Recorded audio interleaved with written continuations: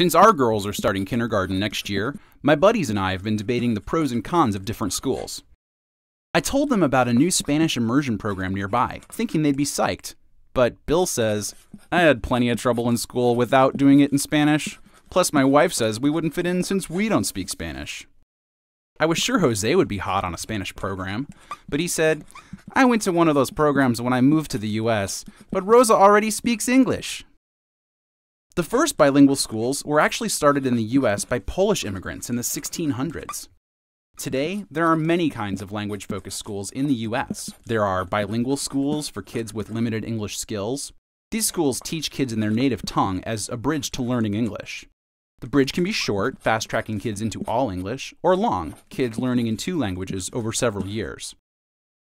Then there are immersion or dual language programs. The goal of these programs is for students to leave high school completely biliterate. And of course, some traditional schools teach second languages as one of many academic classes. All kids benefit from speaking more than one language, and learning a second language when young actually develops brains in powerful ways. Not all language programs are right for all kids. Children with language-related disabilities may have a tough time with immersion programs.